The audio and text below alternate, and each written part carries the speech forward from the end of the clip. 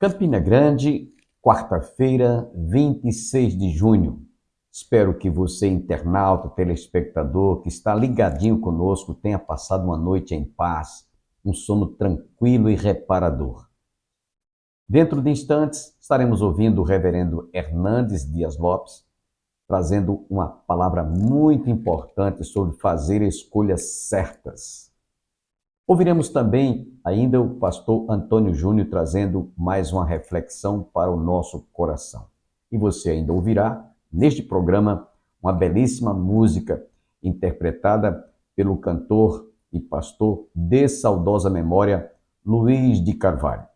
Portanto, continue ligado conosco, Deus vai falar ao seu coração. Mas antes, desejamos fazer uma oração de agradecimento. Lembrando que Jesus curou 10 leprosos e apenas um único voltou para agradecer. Nós somos ingratos em não sermos reconhecedores das incontáveis bênçãos que Deus tem dispensado sobre a nossa vida, sobre a nossa saúde, sobre a nossa família, suprindo todas as nossas necessidades. E é bom amanhecer o dia agradecendo. Portanto, curvemos as nossas frontes e façamos uma oração de gratidão.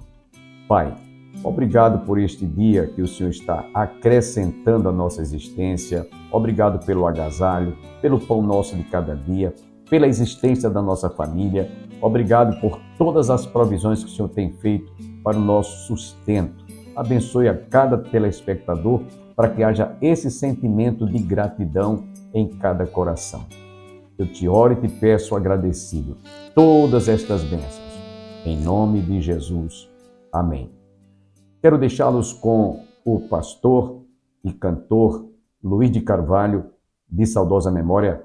Deleite-se com esta música e eu acredito que Deus vai falar ao seu coração.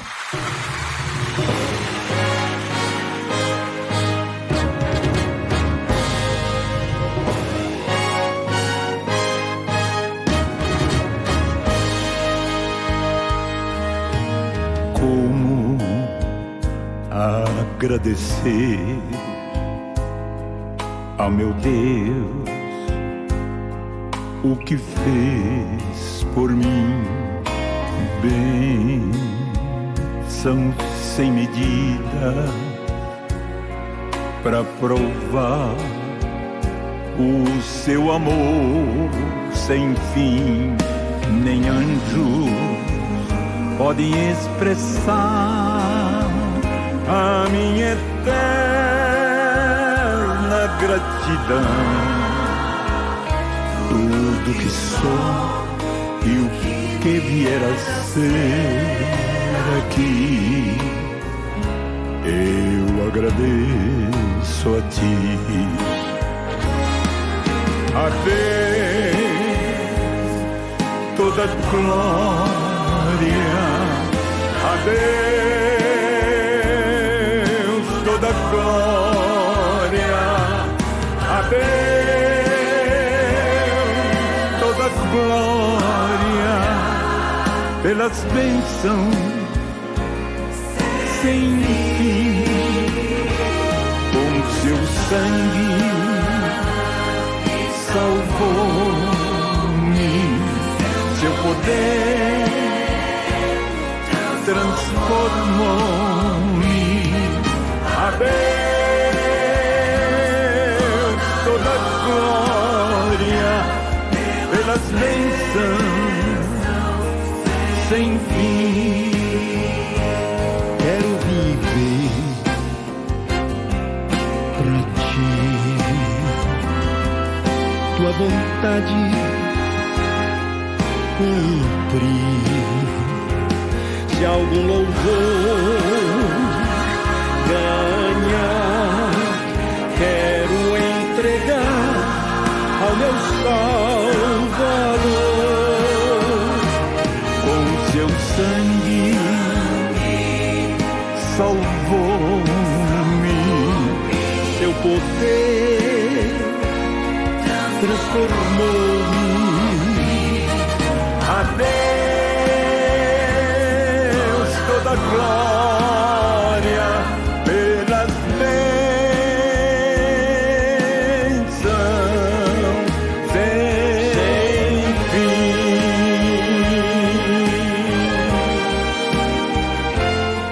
A vida é feita de escolhas. Nós não somos o que pensamos, sentimos, falamos ou prometemos. Nós somos aquilo que fazemos. Se as nossas escolhas forem erradas, a nossa vida vai estar encrencada.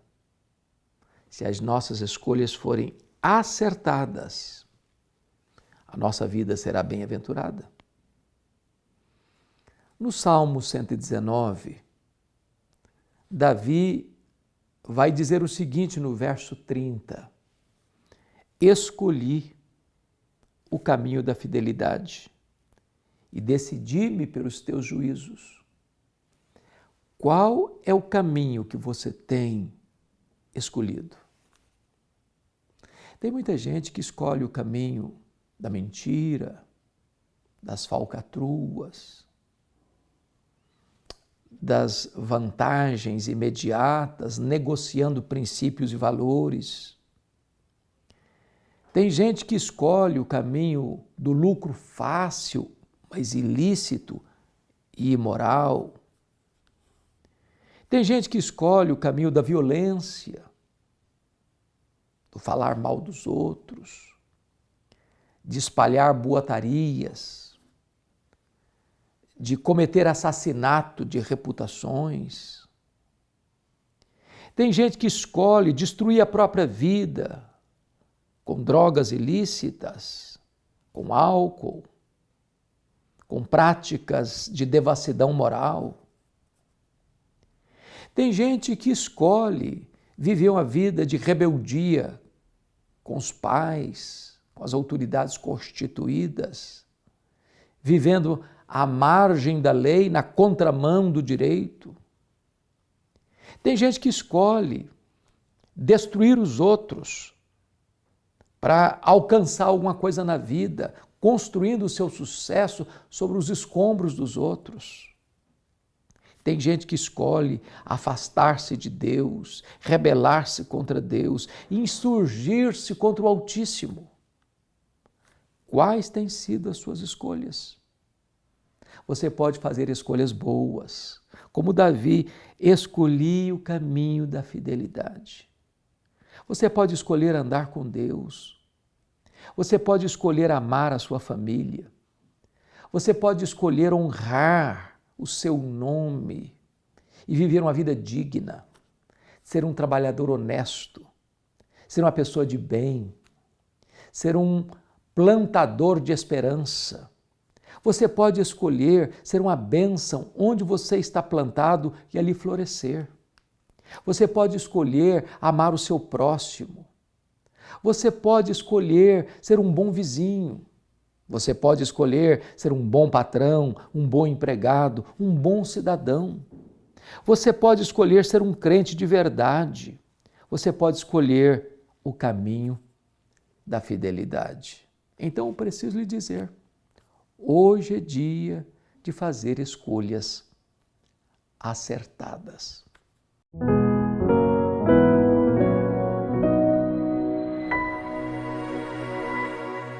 O texto de Isaías 7,14 diz assim: portanto, o Senhor mesmo vos dará um sinal. Eis que a virgem conceberá e dará à luz um filho e lhe chamará Emanuel. Amém, meus irmãos?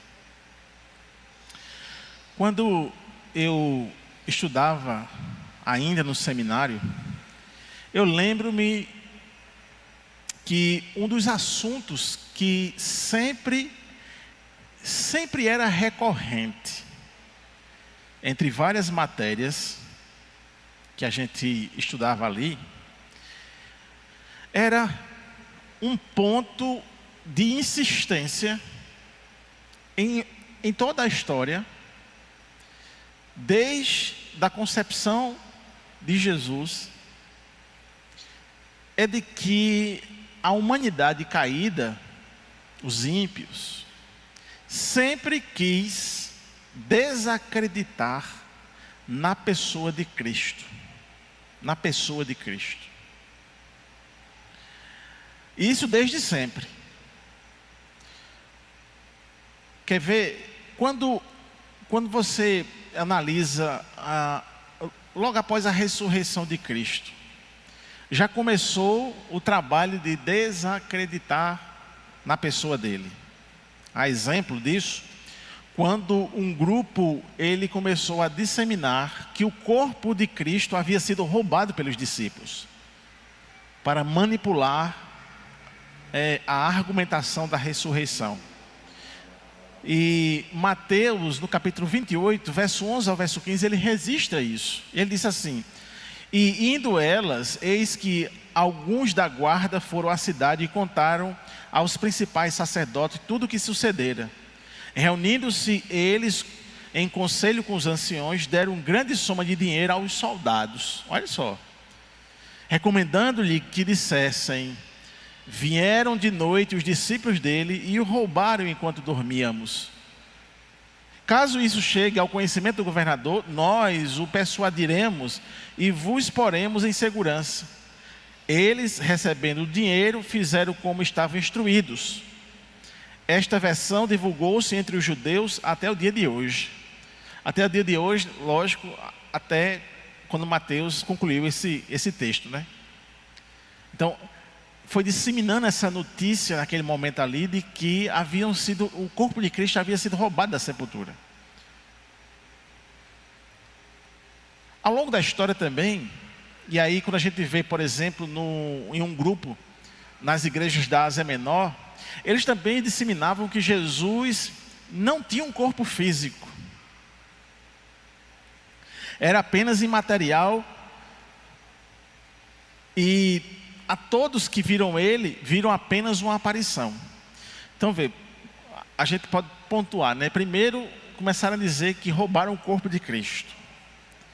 Porque até então, todos aqueles tinham visto Cristo de Nazaré. Os guardas viram Cristo. Viram seu corpo, por exemplo, morto na cruz. Viram os discípulos descerem o corpo e sepultá-lo. Então, para dizer que ele não ressuscitou, roubaram o corpo. Aí, 200 anos depois, começa a ser disseminado, ou 100 anos depois, 100 anos depois, começa a ser disseminado, não, que Jesus nunca teve uma forma humana corpórea, era apenas uma aparição, era um fantasma.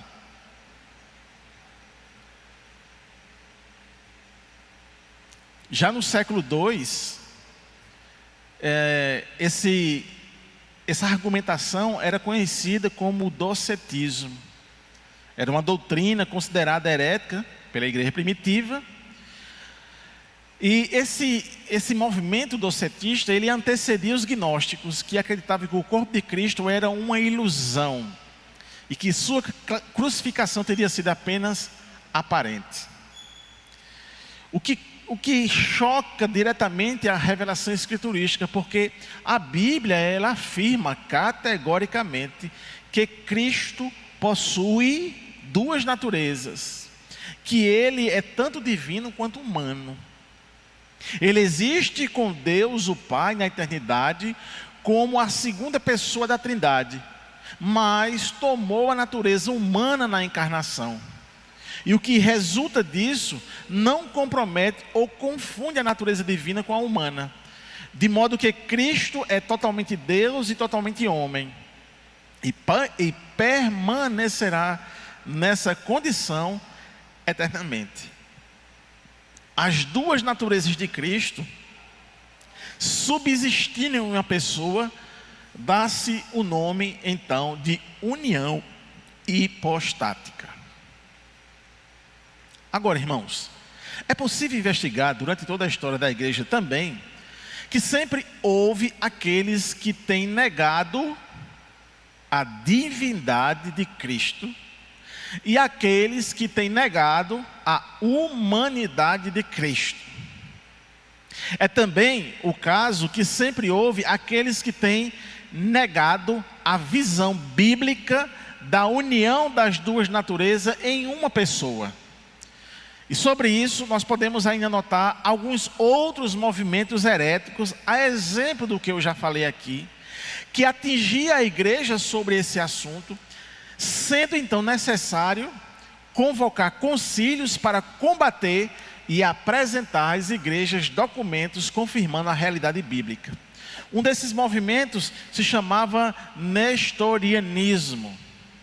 Do século V, dividiu Cristo em duas pessoas separadas. Então esse movimento dizia que Cristo era duas pessoas separadas, distintas. Outro movimento chamado eutiquianos, também do V século, afirmava que após a encarnação havia somente uma natureza em Cristo. Essa natureza não era completamente divina, nem completamente humana. E antes de tudo, a união produziu uma mistura das duas naturezas numa terceira natureza misturada. E aí você tem o monofisitismo, que dizia então que havia essa terceira natureza dentro dessa mistura entre divino e humano. Então, irmãos, o que nós vamos elucidar aqui esta noite é justamente entender a pessoa de Jesus e essa revelação da unipersonalidade de Cristo, dessa revelação de que em Cristo subsiste a natureza humana e a natureza divina, e que a natureza humana como divina, um não choca ao outro, porque não são misturados. E como se dá então essa revelação e a aceitação pela igreja como algo revelado pelas Escrituras. Então eu preciso primeiro lembrar vocês daquilo que vocês já aprenderam sobre a Trindade. Na Trindade, Deus é um em essência e três pessoas. E essa preposição não é contraditória. Em nosso caso aqui, isso se traduz assim, irmãos. Deus é um em essência e três em essência. Ou Deus é um em pessoa e três em pessoa. E perceba que nossa formulação doutrinária diz que Deus é um em um sentido e três em um sentido diferente. Deus é um em essência e três em pessoa. Além disso, embora cada uma das três pessoas componha de forma completa um único Deus, a doutrina não se torna um triteísmo ou um paganismo em que tem vários deuses, desde que ainda haja um único Deus e não três. Então, trocando em miúdos, a doutrina da Trindade jamais revela três deuses. Não revela isso. Ele revela essa essência divina que trabalha-se em três pessoas. Ou se tem as três pessoas trabalhos distintos no mesmo Deus. Então jamais o cristianismo é considerado pagão ou um triteísmo, afirmando que existe três deuses. Jamais. É um único Deus. Agora, eu falei dessa trindade, ou da trindade, dessa essência divina em três deuses, em três pessoas, para justamente a gente também entender como se dá a pessoa de Jesus, sendo Ele Deus, sendo Ele uma pessoa humana. É difícil entender? Mas nós a recebemos pela revelação e acreditamos por fé. A finalidade então das Escrituras não é detalhar tecnicamente ou intelectualmente a questão de como se dá essa unipersonalidade, essa união hipostática, mas é revelar que é assim, que Deus se desdobrou assim, para numa finalidade, num propósito de principalmente salvar a humanidade. Então a essência no que acabei de dizer se refere aos atributos divinos ou a cada definição de Deus. Tanto que todas as três pessoas de Deus preenchem completamente a definição de deidade. Isso quer dizer o seguinte: nas três pessoas, Pai, Filho e Espírito Santo, você tem neles todos os atributos de Deus. Por isso que ele é um só. E isso implica em um pensamento que a definição, então, da deidade nessa trindade, essa trindade ela é ontológica. Ontológica por quê? Porque é a definição exata do ser de Deus. Então o termo trindade, que não é cunhado nas Escrituras, mas foi trazido depois, visto a uma heresia que tinha também aparecido, e Tertuliano trabalhou o termo trindade, era justamente para dizer que o Pai, o Filho e o Espírito Santo são pessoas distintas, porque representam 3 centros de consciência dentro da divindade, 3 pessoas distintas, que representam 3 centros de consciência dentro da divindade, mas um único Deus. Então vamos lá considerar a similaridade na formação doutrinária da personalidade e encarnação de Cristo, que diz que ele é um em um sentido e 2 em um sentido diferente. Dentro da personalidade de Cristo, eu tenho 1 em um sentido e 2 em um sentido diferente. Que ele é 1 em pessoa, mas 2 em natureza. Então, para esclarecer essa formulação doutrinária, nós precisamos definir os termos e comparar a formulação doutrinária da Trindade. Por isso que eu tive que citar a Trindade. Do mesmo modo que natureza é usada na formulação doutrinária da encarnação, pois assim entendemos que Jesus foi concebido, a essência é usado na formulação doutrinária da Trindade. Eles se referem à definição de algo, e a definição de algo muda de acordo com os atributos ou propriedades deste algo. Então nós temos, em primeiro lugar, a personalidade, ou melhor, a pessoalidade é novamente definido pela consciência ou intelecto. A definição, em segundo lugar, de Deus inclui os atributos ontológicos da Trindade. E embora exista um só Deus, existem 3 pessoas divinas ocupando completa e igualmente os mesmos atributos que definem Deus. Cuidado para não dar um nó, mas vamos tentar ser claro. Na encarnação, não é reencarnação, viu, irmão? Na encarnação, ou seja, quando Deus é concebido no ventre de Maria, ele encarna, não é? Deus, o Filho, ele toma para si a natureza humana. Isso significa que foi adicionado à sua pessoa, que já existia, os atributos que definem um ser humano. Então, a pessoa de Jesus, ela já existia, amém? Na pessoa do Filho, amém? Sendo ele Deus, amém? Então, ele encarna, adquirindo para si os atributos de uma personalidade, de uma pessoa humana. Isso significa que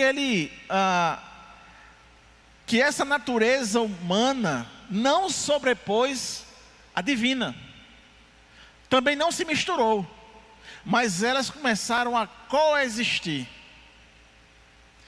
Também não se pode considerar que houve definitivamente uma mistura das naturezas, porque Deus jamais se limita como ser humano. Então, ele não se misturou à natureza humana, porque se ele se misturasse, Deus, na sua complexidade, dos seus atributos incomunicáveis, ele se limitaria a um ser humano, e não foi isso. Ele continuou sendo Deus, mas ele agora toma forma humana, sendo também homem.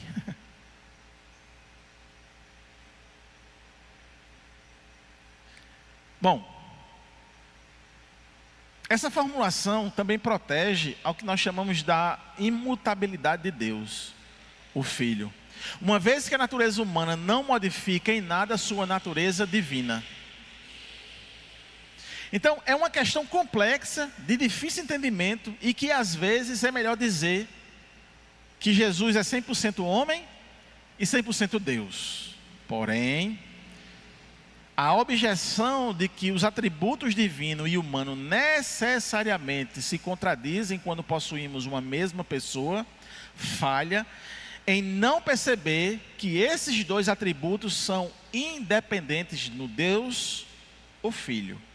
Por exemplo, Deus nunca, jamais poderia entender o que estava passando na mente das pessoas.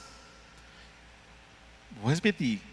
Cristo nunca, jamais poderia entender o que estava passando na mente das pessoas utilizando a natureza humana.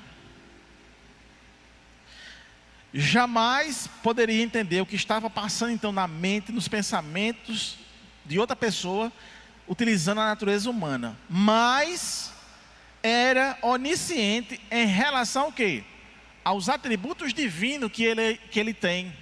Não é que ele tinha o que ele ia ter, ele tem. Então, nesse pequeno exemplo, dá para a gente então fazer essa distinção de fato dessas duas naturezas coexistindo. Então, em determinado momento, Jesus se apresentava como esse divino, porque ele sabia o que estava acontecendo, mas também ele se apresentava como esse ser humano limitado nas suas questões físicas.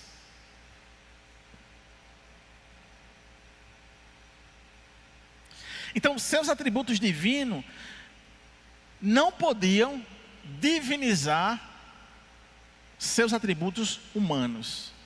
Então, como Deus, Cristo continuou sendo Deus. E como homem, Cristo continuou sendo homem. Ainda nessa formulação toda doutrinária da encarnação, que é imune à contradição, desde que nós não afirmemos que Cristo é um e dois ao mesmo tempo, e no mesmo sentido. O que afirmamos é que Cristo é uma pessoa com dois tipos de atributos, visto que essa formulação não degenera em uma contradição lógica. Isso é estabelecido como verdade se pudermos demonstrar que Cristo é tanto Deus quanto homem, através unicamente da interpretação bíblica. O que eu quero dizer é que, por mais que haja lógica, dentro da profundidade de entender que a pessoa de Cristo coexiste o humano e o divino, mas o que para nós é suficiente, o que para nós já é de fato algo que sacia o nosso entendimento, a vontade de entender, é que o que nós extraímos daqui não é uma convicção humana, não é uma formulação intelectual, não é algo meramente teológico, mas é algo bíblico, é algo retirado das Escrituras, é algo que é revelado. Amanhã você está convidado a ouvir a conclusão desta palavra ministrada pelo pastor Antônio Júnior. Mas antes, eu quero lembrar a todos os internautas, telespectadores que nos assistem, nos acompanham através do YouTube ou do canal 20 da TV Master. Se você desejar nos ajudar a manter este programa no ar, faço duas recomendações.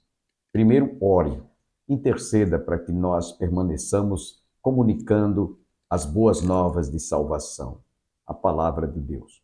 Mas também você poderá fazê-lo através de uma generosa oferta, através da agência Banco do Brasil, que aparece abaixo do seu vídeo, conta corrente, agência 3331, conta corrente 7.551/5. Nós só teremos muito que agradecer pelas vossas orações e também pela sua contribuição, pela sua colaboração.